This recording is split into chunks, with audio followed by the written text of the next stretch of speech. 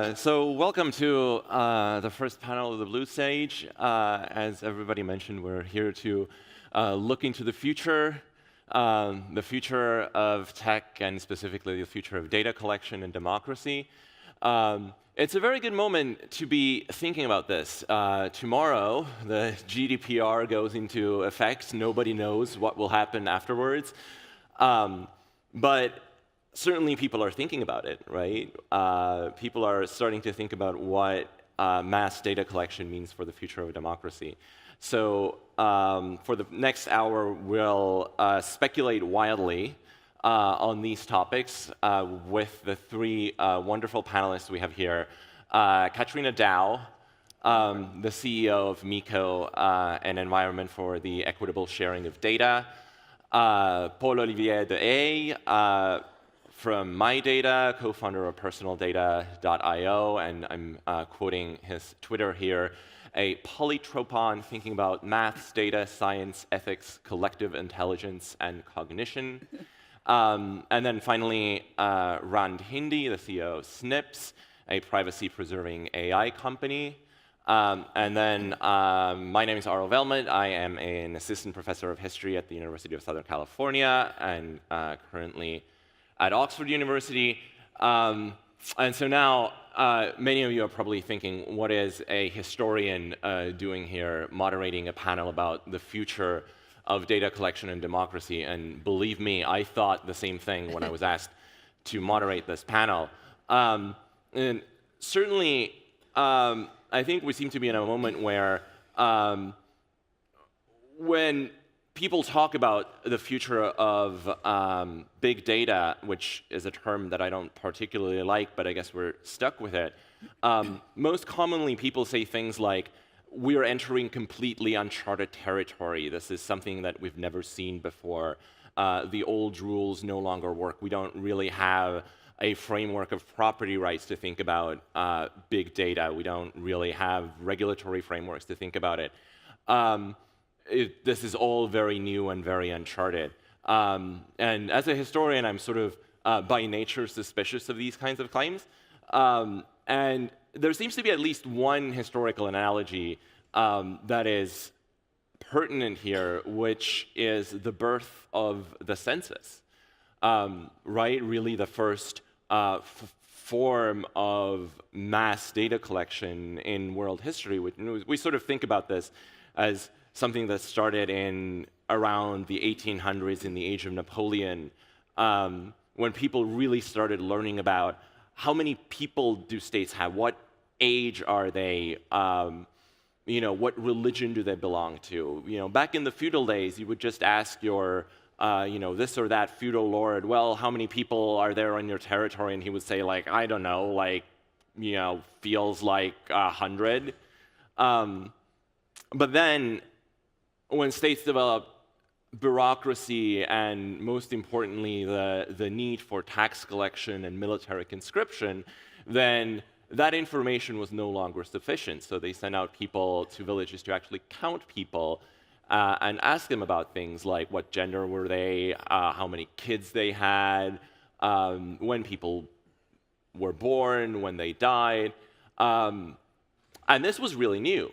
This was about the same kind of leap that we're witnessing right now, this really vast treasure trove of data being opened up to people for the first time. And this generated tremendous enthusiasm, and people very quickly discovered that, oh, you can do a lot of stuff with this data that isn't limited to figuring out who you need to conscript and how much taxes do you need to collect. And initially, this wave of enthusiasm was just one of experimentation, right? Like people were just trying out, well, let's see what different kinds of things we can do with this data. People quickly figured out things like, oh, it looks like that poor people are more likely to die earlier. They're more likely to fall ill. And then other people came along and said, okay, well, this means that we should police poor people more. We should keep them out of respectable company. And then other people came along and said, oh, maybe this is not such a good idea. Maybe the problem is not with poor people. Maybe the problem is with the environment in which they live. So then you end up with modern sewage systems. So on the one hand, this kind of broad knowledge about people, this data that you can have about them, can lead to things like modern public works and sewage and public health and things like that. And then on the other side of the scale, it can lead to things like the Holocaust. So there's a whole range of things you can do with data, and not all of them are compatible with democracy. And there seems to be a kind of lag between the moment when people start collecting data and the moment when they start figuring out, okay, well, what are the things that are actually good that we can do with them? How do we use data ethically and responsibly and in ways that are compatible with democracy? And we seem to be in a moment where we're asking the same kinds of questions.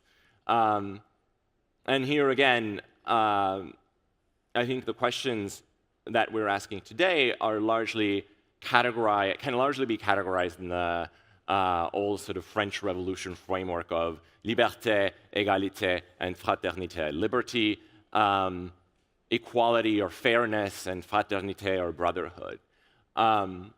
So the kinds of liberty questions that we're asking are, do we as individuals have the freedom to decide what of our personal lives gets shared with corporations, with governments?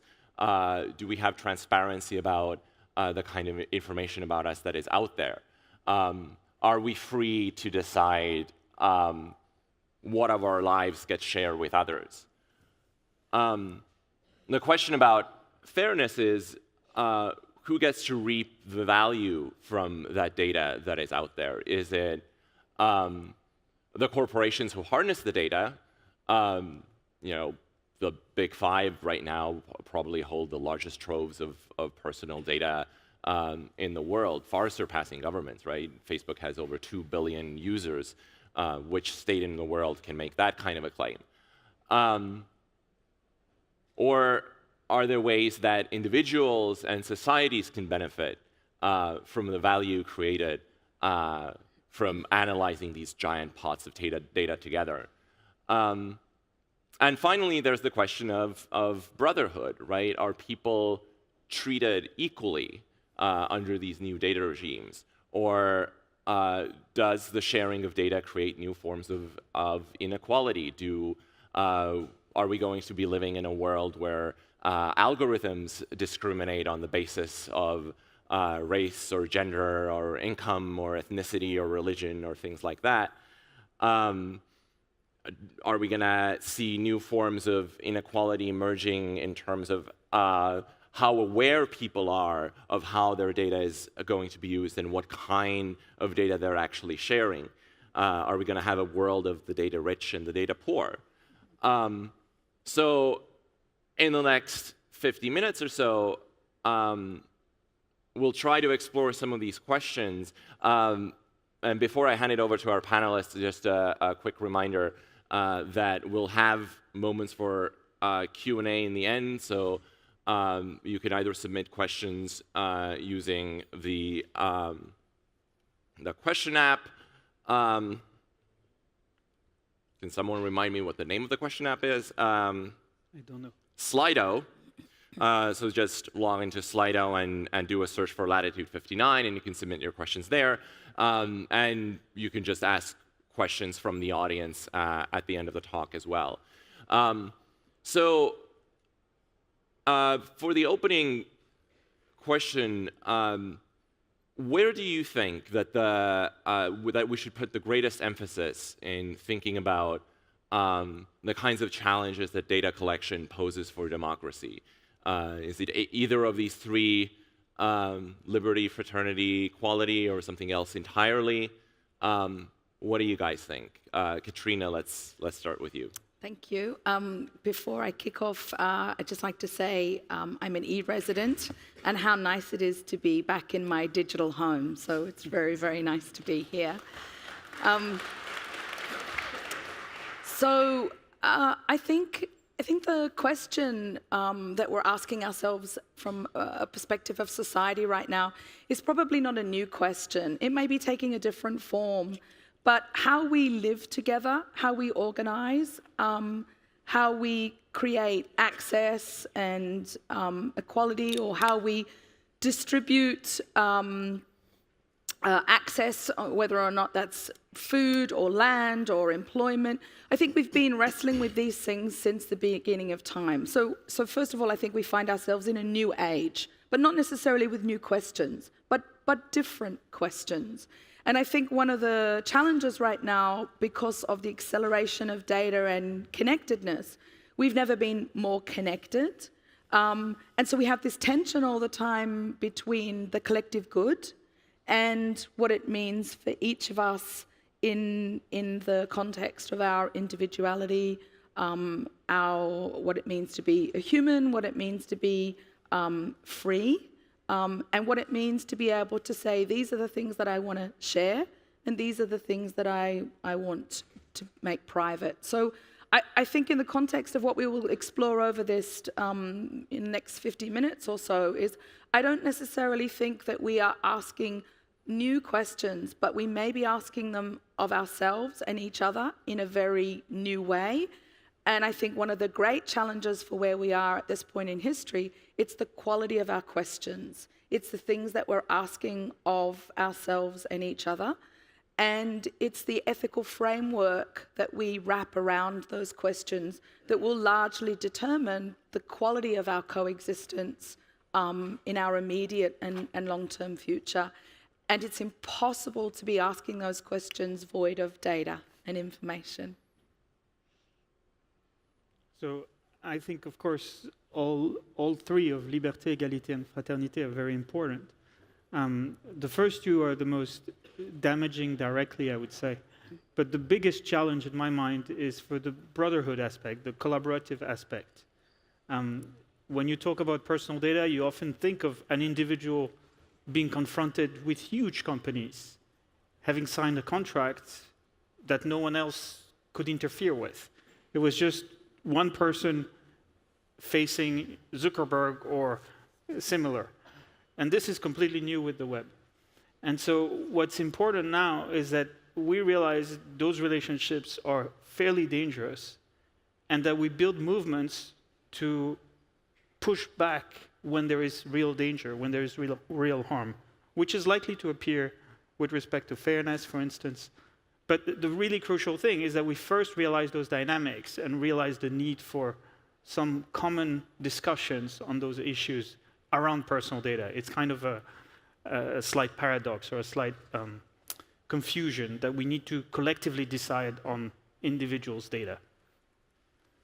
I think, to come back to your example of the census, there was, in fact, some abuses from this data eventually, right? And this is a pattern that you see every single time with personal data, is in the beginning, people are like, oh, that's exciting, I'm going to give access to my data, we can do amazing stuff with it. Then we do amazing stuff with it, we build really useful tools, or we solve really great problems. But then people always end up abusing this data. So in the case of the census, right, your example was, we started counting people and knowing who they were. We found out that there was a problem in the environment of poor people that got them sick, built a sewage system. That's amazing. That's like the first positive part. But then the governments had all this data on all the population. And during the Second World War in France, for example, during the occupation, the Nazi government used those census files to actually target Jews and Roms and actually deport them. So what was initially used as a very important thing for the government to make a better country turned out being an instrument of mass murder, effectively. And so this is why protecting personal data is so important. It's not about what the people collected in the first place are doing, it's about what might happen in the future if people abuse it. And so I think today we're at this exact tipping point with our digital data, right? All of this data collected by Google, Facebook, Amazon, is effectively becoming used by governments, by people trying to manipulate the masses. And this is exactly the moment where we should not wait until something catastrophic happens. I think it's interesting, this issue of trust that was introduced right at the beginning of the session today, and governance. So I think what happens is we need to design systems for the best outcomes, like the Zurich, but we need to design them with a fail-safe for the worst of us. Like what happens when we abuse that? So we had a very disappointing situation related to our census in Australia, our last one, which I think was last year, where there's always been very strong governance around the way the data is collected, used, analysed, and then deleted, destroyed, archived, not made identifiable.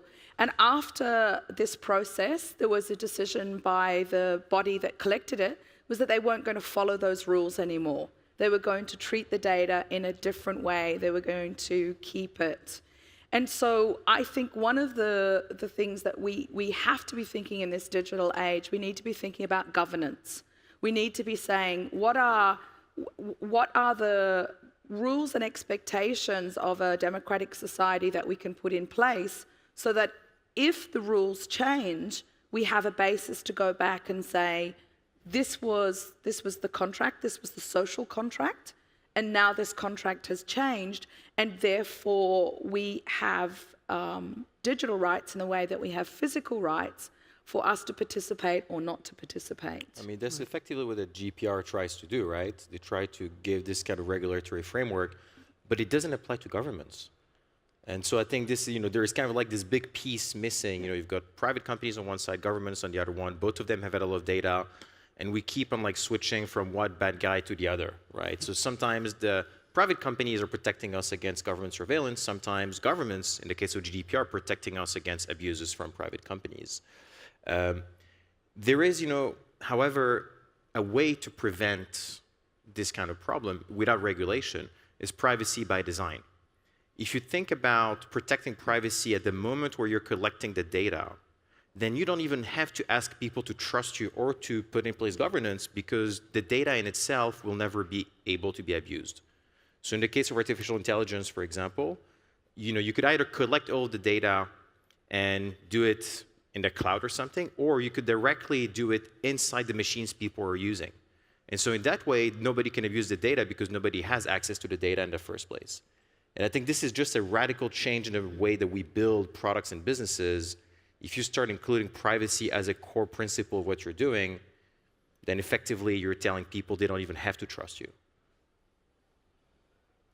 Well, I think both your point and Paul's point touch on a really important issue here, which is this tension between individual rights and collective social contracts. You've mentioned this too, Katryna. And I'll just sort of illustrate how this issue comes up in the case of privacy, where the current framework or thinking about privacy is very much a sort of individual contractual model, right? That's what we've been using sort of thus far, and is basically the framework of the GDPR as well. Like effectively what has changed is that we've moved from an opt-out model to an opt-in model, right? So individuals, when they use services provided by a corporation, they basically have to opt in to data collection. Now,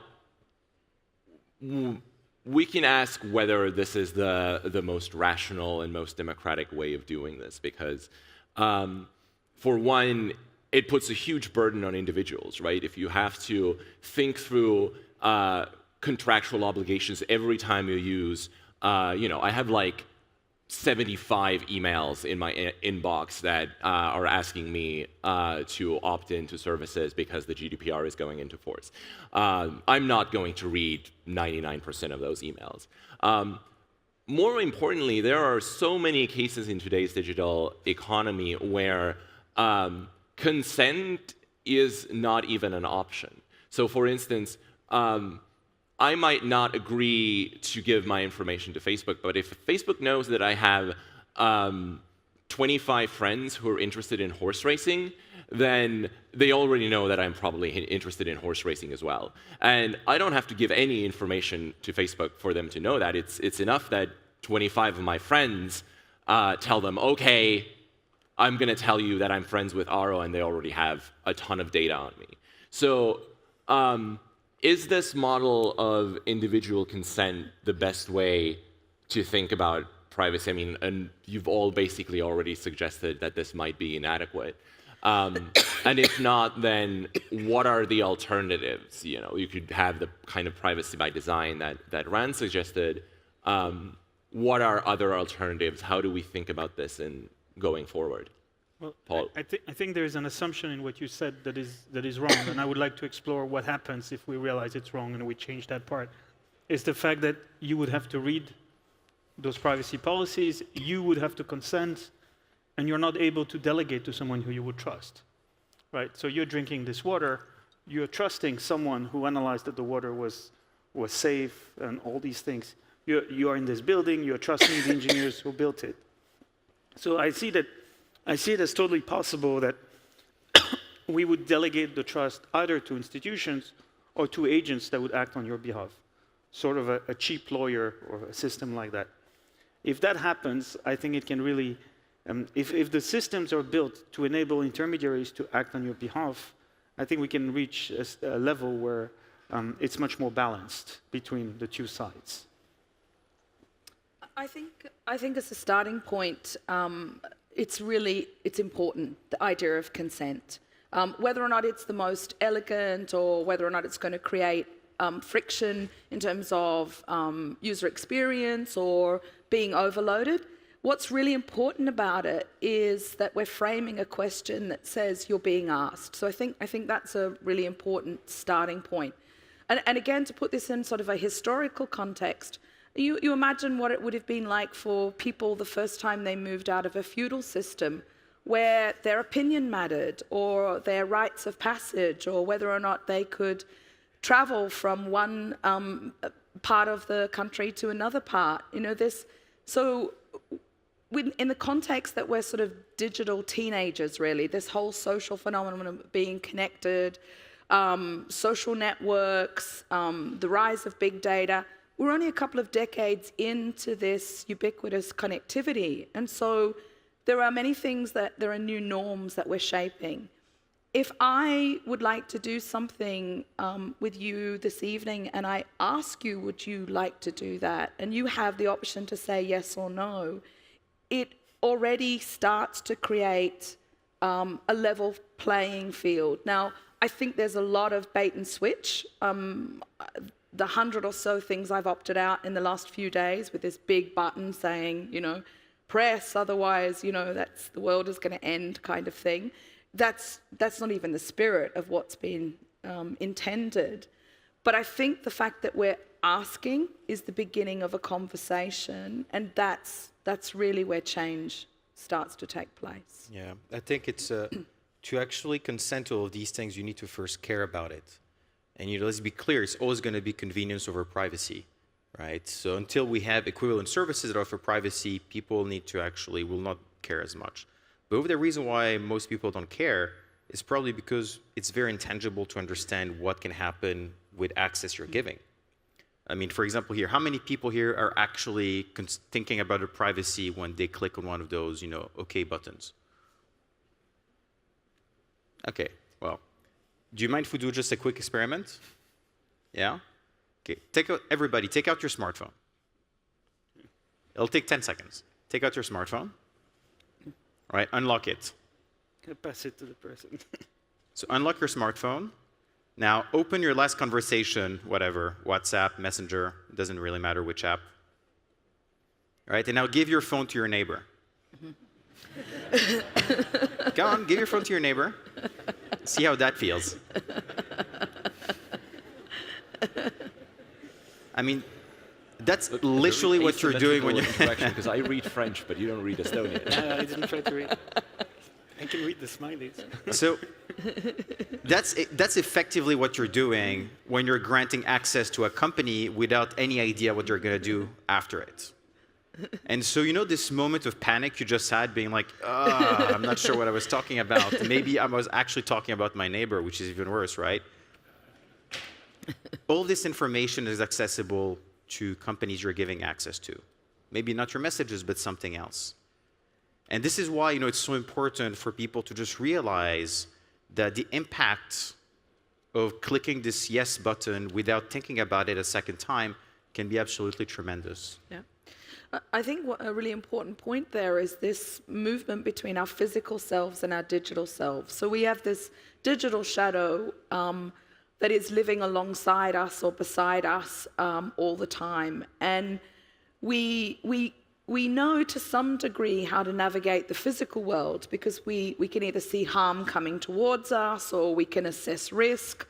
And we have a physical sensation associated with that. If you're high in a building or an aeroplane drops really quickly, we have all of these inbuilt physical mechanisms that help us scan and assess.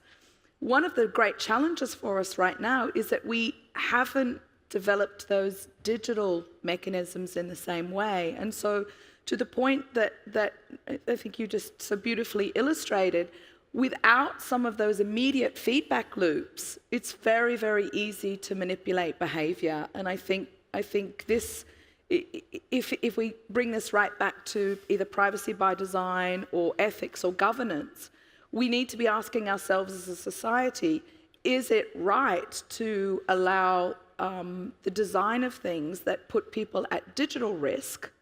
And if we were doing that in the way that we designed a car or food, would we be allowed to do that with a vehicle that didn't have safety mechanisms or brakes?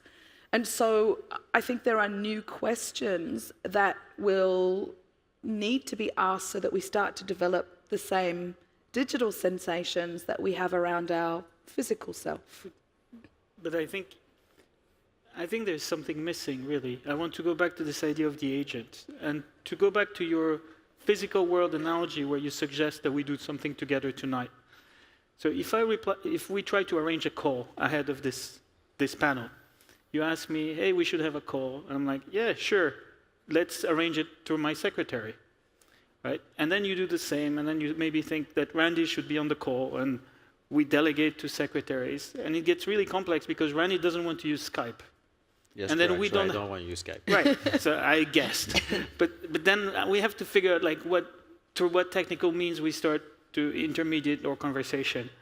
And that's going to be really problematic in real life right now. So if we had this virtual assistants, and another element is that, yes, we all have a shadow, but Randy is going to carry a part of my shadow as well. Mm-hmm. So it's inescapable that we have to deal with others, people, tools in order to manage our own shadow, if that's really what we want to do. And indeed, convenience will always get over privacy. The only escape I see in all this is through agents. I can have the convenience of delegating to an agent, set some parameters, and from there, everything is mediated through technology. But just a purely technical solution that prevents collection is not enough, and just asking the question is going to be too complex. No, I agree with you. I think what we need is new tools as we evolve these things. Speaking to that very point, one of the things I'm involved with as a volunteer is working with IEEE to develop a standard for a personal AI agent that would only ever compute on a single human being. So you would bring the algorithm to the information, to the individual, rather than the other way around.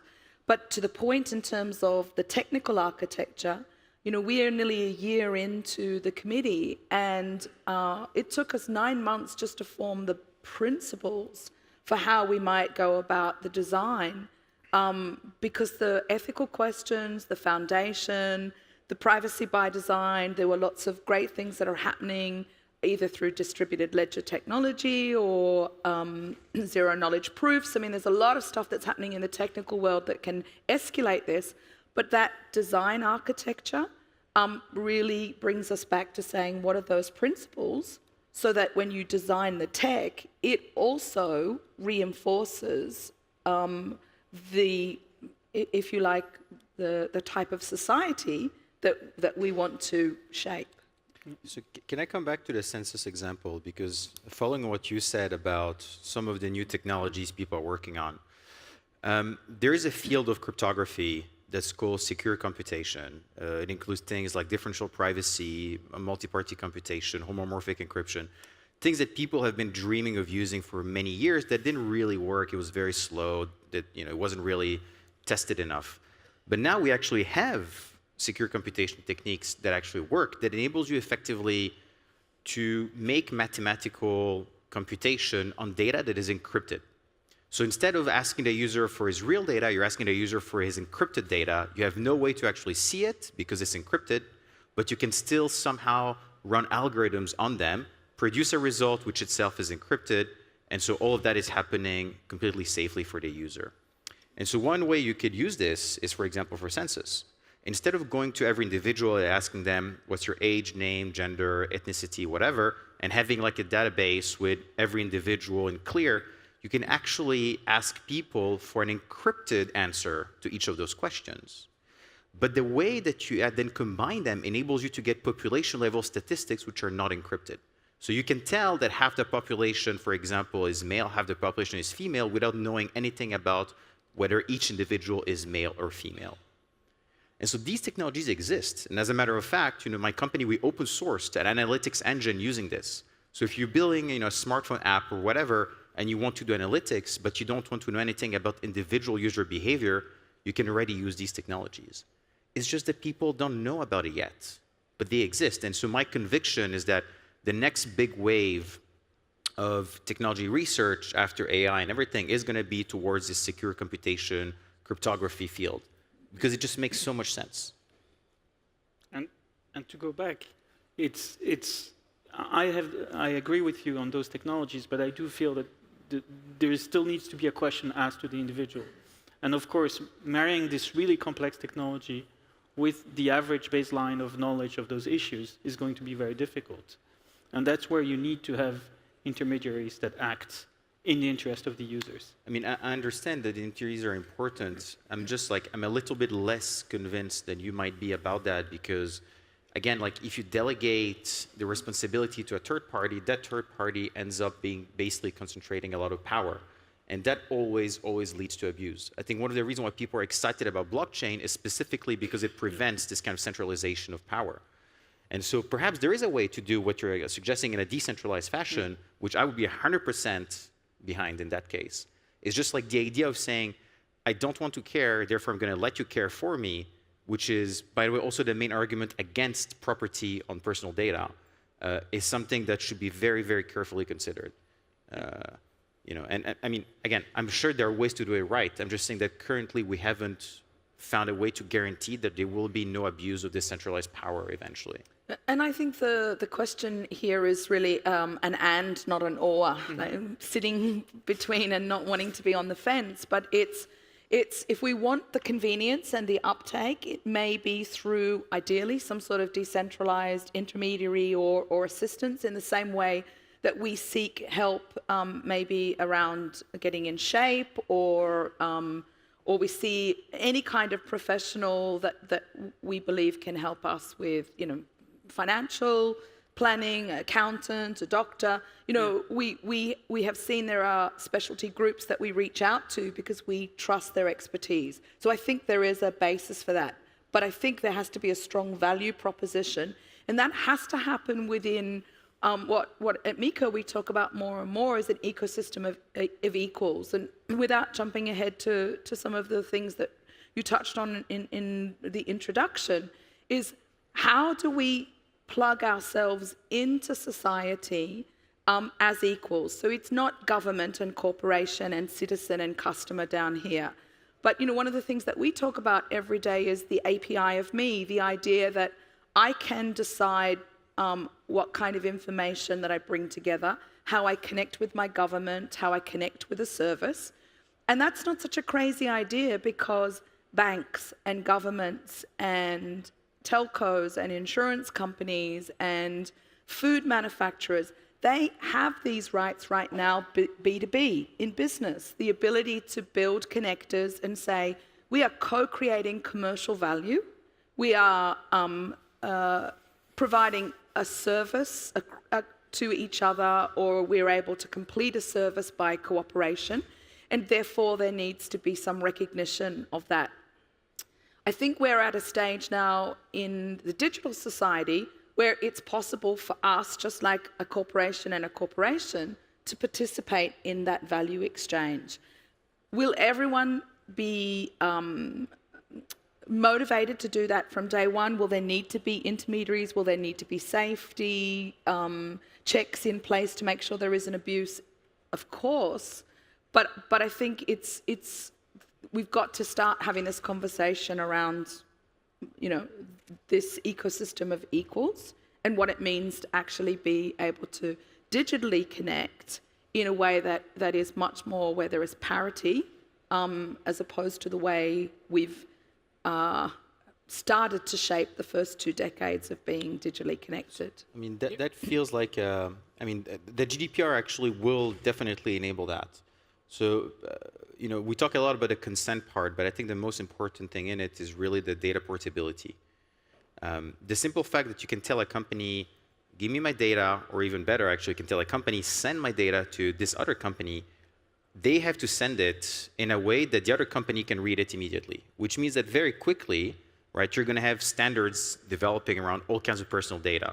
Because from an economical perspective, it doesn't make sense for a company to implement 25 different formats, so they're all going to kind of like end up converging on one. And so when that happens, effectively, it becomes extremely easy to start pooling your personal data from all those providers and giving it to other people.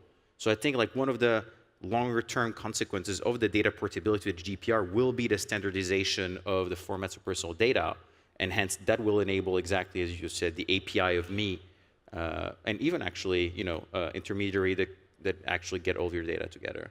Well, I think one of the questions that we're circling around here is that it is very clear for corporations who are collecting this data what the value of the data is. So Google basically knows that, okay, well, we're developing self-driving cars. We're using these little prove that you're not a robot things to teach cars how to distinguish road signs from people and stuff like that. And there's a very clear sort of bottom line expectation for this, right? Like if you collect enough data, you analyze it, you can start selling self-driving cars to people. It's not at all clear to the people who are on an everyday basis having to make these choices about privacy and consent, what the value is for them or what the value is for society at large. Now, you can imagine a number of ways if Google and Facebook and whoever shared this data, how this could be used to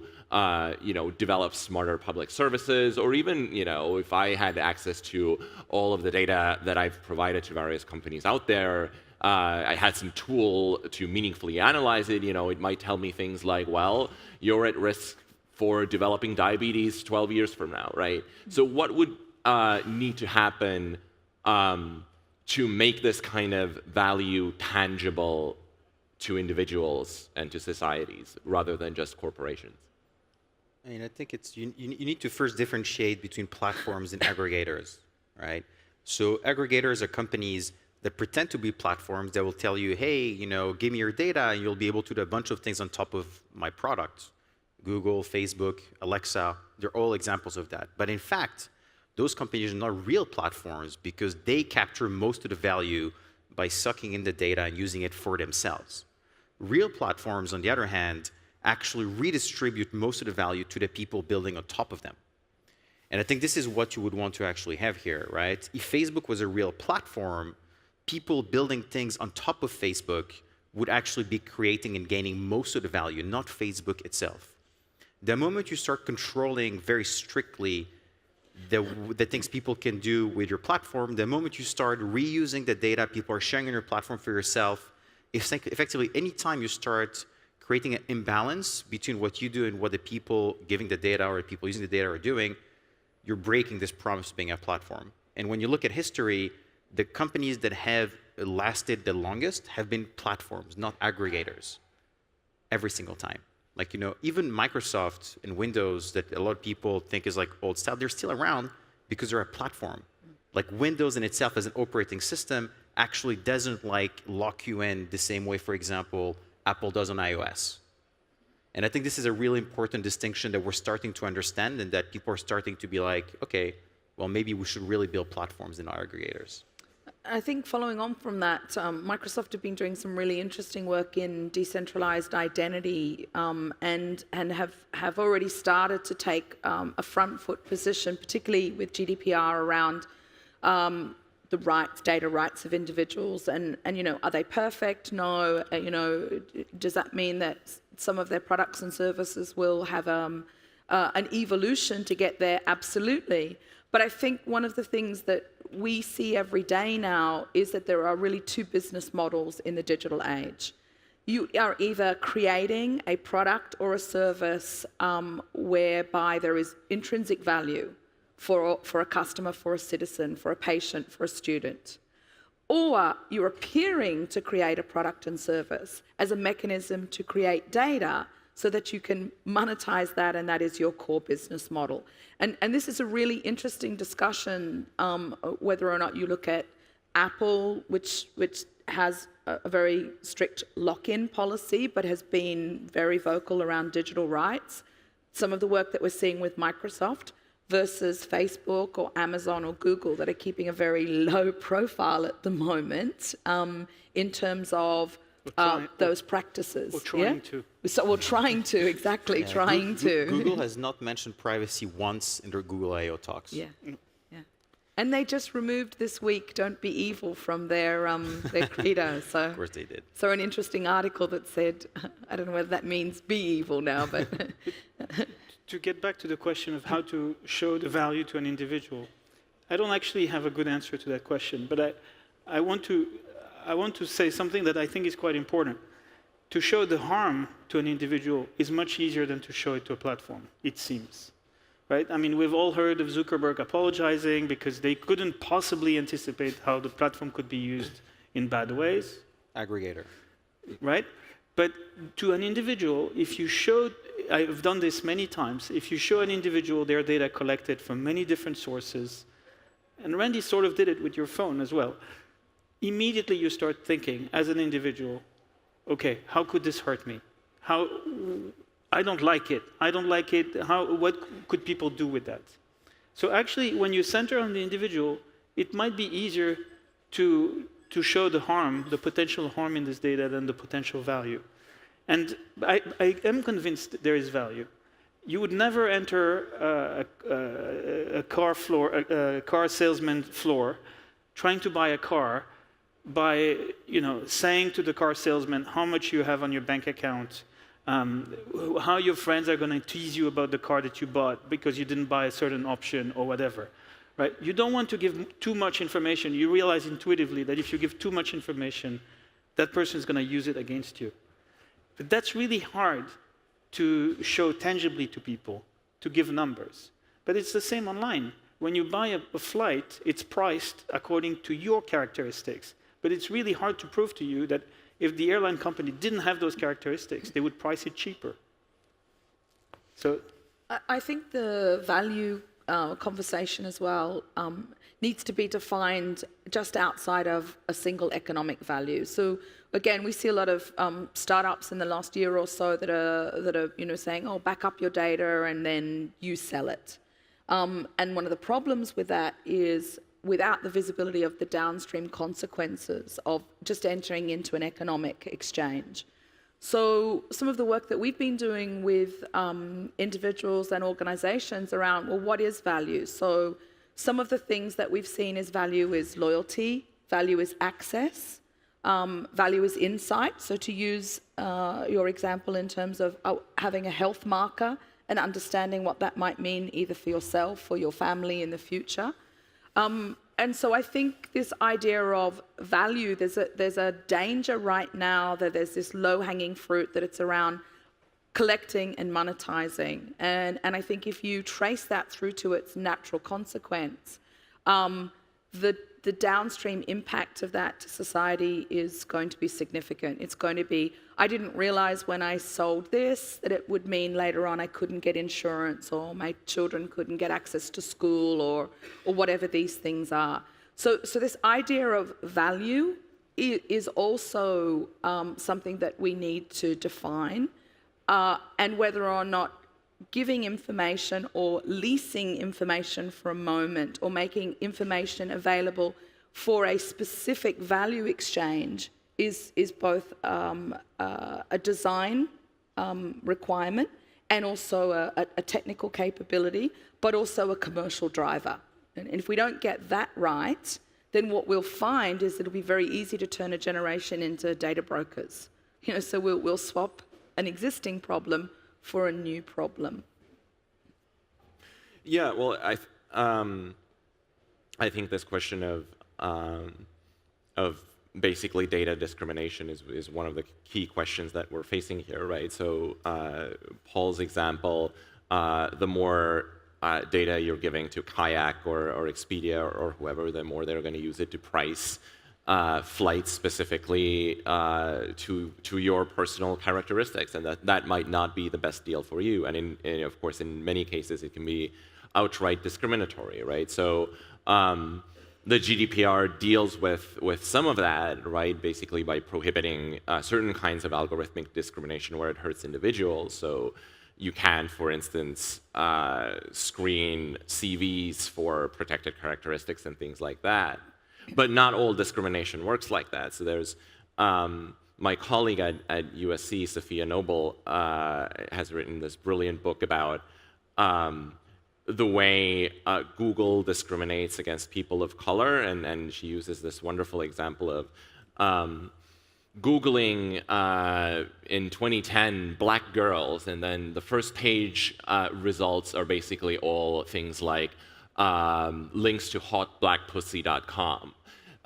So it's clear that whichever way the algorithm works, it basically targets a kind of white idea of black sexuality, which is clearly not random or objective. And you see this happening all over the place where, if you go on YouTube and you want to watch films about the Second World War, you very quickly end up on videos of Holocaust deniers or white nationalists and things like that.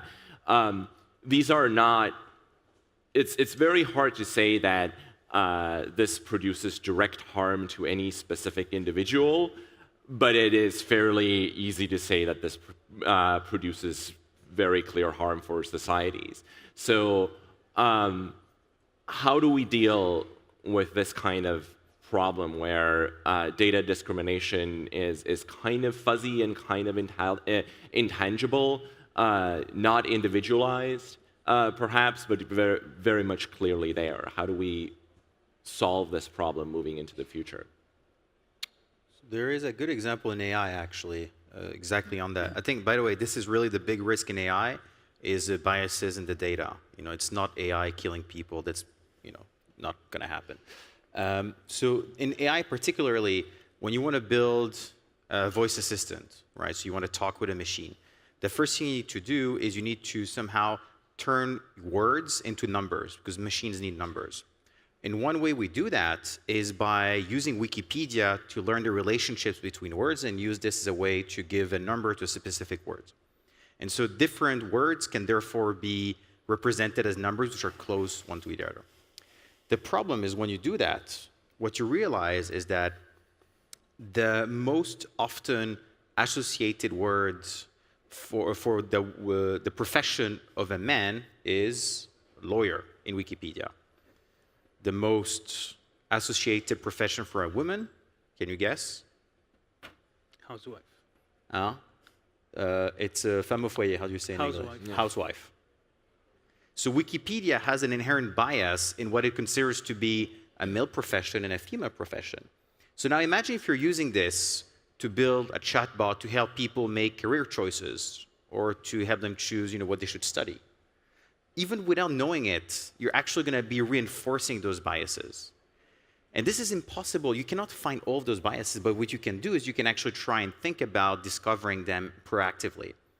And so in the case of Wikipedia, the reason why this is happening is because the English Wikipedia is mostly contributed by white American men. And so therefore, white American men are transferring their own biases into the Wikipedia corpus, which then goes into AI. And the way that we solved that specific problem was actually by giving examples of such relationships to people and asking them, does this feel biased? And every time someone says, yes, it feels biased, you would then correct the algorithm for that very specific piece. So you have this iterative human-in-the-loop process where you're relying on human judgment of bias as a way to debias an algorithm.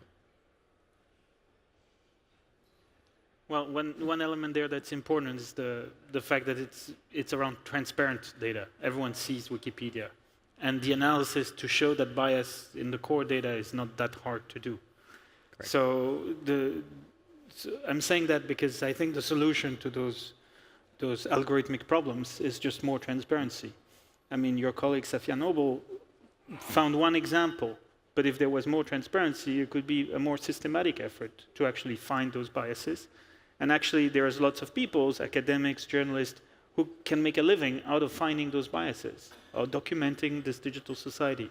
But that requires transparency and not fighting against those big corporations who just want to be opaque. And I think there are a couple of different threads that come together here. I don't want to disturb you. These topics are very serious and very important. I guess you all have like 1 minute to wrap up. And I'm giving the last word for Aro to do that. Thank you. Oh, wow. Well, it does seem that certainly on the question app, there are no questions. So actually, I think Paul's last word on the need for transparency is a very good note to finish on. I mean, this is what all of these questions come back to, is unboxing the black box of technology, right? It's being able to understand how these decisions that algorithms make are actually being made, and what kinds of data goes into it, and how we can bring this back closer to individuals and closer to society, rather than just the corporations who are in charge of collecting this data at the moment. So thanks again to all of the panelists, Katryna, Rund, and Paul. We'll all be here for the duration of the conference. So this conversation is certainly not going to end here, and I'm sure all these themes are going to run through further panels here on the blue stage and in personal conversations around the conference. So thanks again very much, you three, for joining us. Thank you. Thank you so much. Thank you. Super interesting talks.